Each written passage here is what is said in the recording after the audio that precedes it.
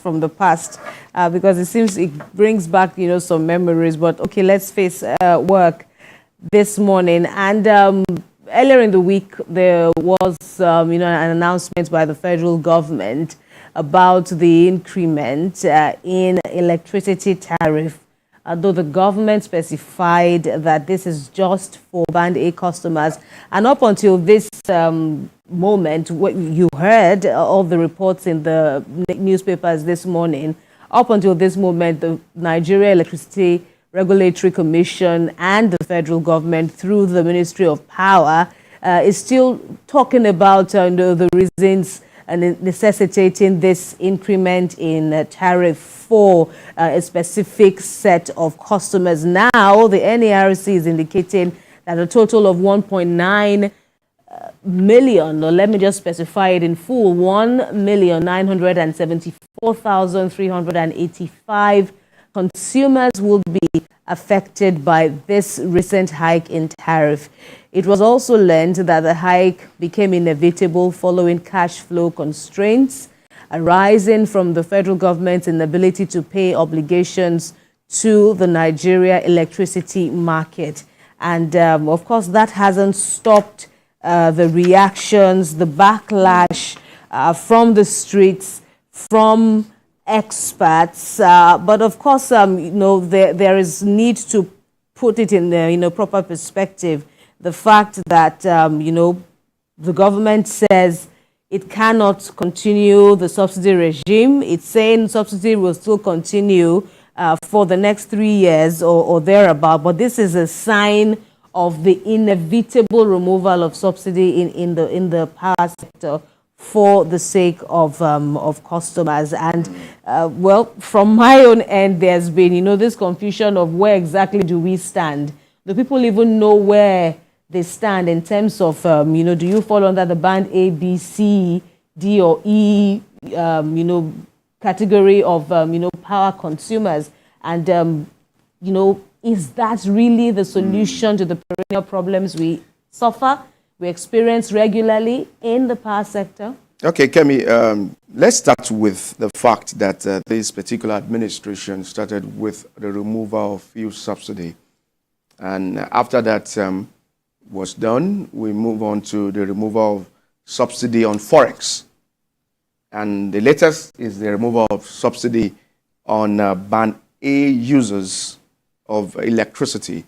So it's a gradual process, and the federal government is saying that they've been spending about 2.93 trillion on subsidy for electricity, and this is what the federal government is saying we cannot continue to do, that Nigerians should brace up for more increases, as the FG is telling Nigerians. But the big question on the program this morning is that how many of these Band A's are enjoying 20-hour power supply in their various locality, and how many of them can say constructively that we are indeed having that. Because when you recall that in 2023, we had a major issue of grid collapsing, and I have the statistics here, is in 2023, over about, just in this year alone, in 2023, about 12 times, we had the grid collapse, about 12 times. In January to March this year, we've had 2 times, one in February and one in March. So all of this boils down to why Nigerians indeed are reacting concerning this particular development. One of our guests, a regular guest on this particular program, talking about Barrister Abdul Hamid, gave a press release concerning this particular development, saying that this is inhumanity to man. Why at this time, when Nigerians are still battling with the issue of fuel subsidy removal, and there's another subsidy removal on electricity, how can we cushion the effect on Nigerians? But what the federal government is saying is just only affecting the Band A users. That's about 15%. And not even all. Well, the federal government, in one of its releases, in its, releases, so to speak, to the public, said there are actually more people who are on band A, who are on the band A category, they actually, so they more than the 1.5, yeah, they had to prune them, prune it down. using technology. They had to prune them because they found out that some people who are ordinarily on band A aren't enjoying that much power. And of course, we saw the reports of the fines that the Abuja Electricity Distribution Company also earned, because from the moment the announcement was made that only band A consumers would get to pay the 225 naira kilowatts per hour, as against the 68 naira or thereabout, we understand that those under the AEDC, all of them, when they went to pay for, for power, from the point the announcement was made, everyone, regardless of which category you fall under, were now paying the 225 naira per kilowatts, as a kilowatts per hour. And then they had to alert the federal government. The federal government kicked against it, and there was a fine. About 200 million naira. In addition to the fine, you also have to, settle them for the extra monies that they have paid for power. So, well, that is, on the part of the federal government. But of course, Labour is still talking tough and is warning that it would, the streets because in a form of protest. If you are paying 65 naira per kilowatts and you're now paying over 225 kilowatts, it's alarming for Nigerians. But when you look at this, they said it's for the elite. Who can afford it, and that's what the federal government is saying, that if you're enjoying 20-hour power supply, you should be able to pay for it. Now, consider the fact that when you have people who are into manufacturing in that particular area, it's going to increase the level of productivity in that area, and also it will bring hike in prices. So when we look at the good side of it, there are also the bad side of this particular development. But in all of this, the federal government is saying no to subsidy. But Kemi, one thing we also need to ensure is that what is the metering gap in the country at the moment? It's about 8 million thereabouts. Metering gap. There's still a shortfall of metering gap in the country. So how many of those people are metered? So that people will not just be paying what we call estimated bills. And, there is the insinuation on ground that, people are reaping from the anomaly in the power sector. It's such a very sensitive, sector. And at the same time, there is, the semblance, there is, the strong presence of, what people are saying, corruption and all the likes. The federal government has spoken about, every household needs to be metered. But how many people, how many Nigerians, how many Nigerians are metered? Can boast of this metering, policy? And I'm also, looking at these figures that the government is saying, that the government is reeling out. These figures also need to be cross-checked. And I hope that there is going to be a lot of monitoring and communication and transparency on the part of the federal government moving forward, because if you say 1.5 trillion Nigerians will only be affected by this, increment in tariff, as against the 12 million, I find that, quite incredulous, because are you saying only 12 million Nigerians are using power out of the more than 200 that we have in the country? Because I recall a recent interview we had, that is also a problem. There's also the problem of Nigerians shortchanging government.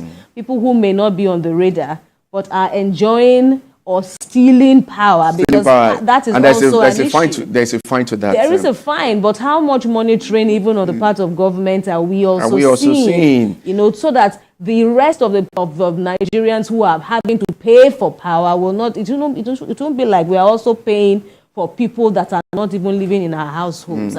I think that's also something that's, needs to be addressed. It's something we need to address, because I did a particular report about estimated bills in area like Jesha, and people there kept lamenting and saying that we hardly get enough power supply, and the bills keep coming. For someone who is just staying in a room apartment, that is paying over 100,000. These are people saying, no, we don't need to pay all of this. There should be what we call having that prepaid meter. And when we talk about the metering gap, Kemi, this is the initiative of the government. That what it seeks to achieve is that it means that an average 2 million meters is required on a yearly basis. And achieving the target is compulsory for citizens to enjoy stable power supply. When you enjoy stable power supply, even if they are telling you to pay at 225 kilowatts, you will be glad to do it. But not until you don't have the meter, and at the end of the month, when the bills are coming, you are paying an estimated bill. This is what Nigerians will also kick against, and that's why the Labour is speaking tough concerning this development. Let's close the metering gap. Let's ensure that everyone is on the prepaid meter where they can manage. Let me tell you my own personal experience at this time. When I'm going out of my house and my wife and children are not at home, this is what we have to do. We need to just switch off the lights. Yes, because when we are coming back home, we know that when we switch it on, we can pay for what we are using. But for someone who is not metered, Kemi, whether you switch it off or on, at the end of the month, you are paying exorbitant fee. And this is what the federal government should also look at. If you are saying the band A's, ensure that all those in band A are all metered, so that there won't be issue of estimated bills or crazy bills. So the federal government should look at this. There's this palliance that when you give birth to a child in Nigeria, the first thing that child knows is the issue of UPNEPA. That's on the lighter note. Because but that's the reality. That's the reality Nigerians are facing. When you give birth to a child, then, the light is back, they are jubilating, which is the primary responsibility of the government to provide stable power supply to Nigerians. So we shouldn't see it. Some critics have even said that why is it that some are on band C and D and those on band D are enjoying like 4 hours? Are we not Nigerians? Mm-hmm. Why can't we have everyone on stable power supply for everyone to enjoy at least 20 hours? Absolutely. And these are part of the questions that the federal government needs to answer. I listened to one of the critics said, is it that it's not an animal farm where some are more equal but in any case, those who are enjoying that much power are paying for it. And that's what the federal government is saying. But the bottom line is what you have already mentioned, the fact that if we can't do it for some people, then we should be able to do it for others.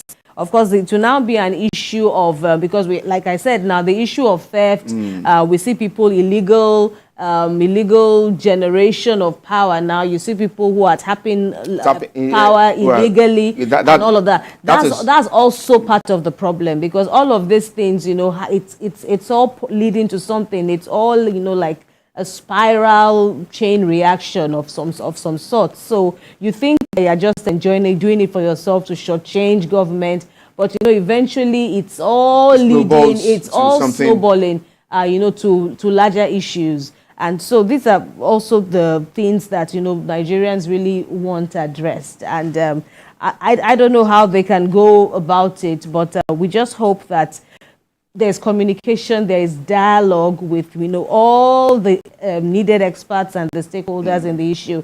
The manufacturers have a big, they have something that we can ride with, and that is a major problem, because we all will feel the impact of the manufacturer's decision, all their reaction to what the federal government has said. But we just have to rest our conversation for now. We hope things get better. We will continue and the primary responsibility of the government is to ensure that we have stable power supply. Right. We will continue to spotlight this problem. The welfare of the citizens is very crucial. Absolutely. We'll continue to spotlight this problem and, talk about this, bringing in experts and, ensuring that, all that is needed to be done is done. But for now, let's put a hold on this conversation and head to the streets where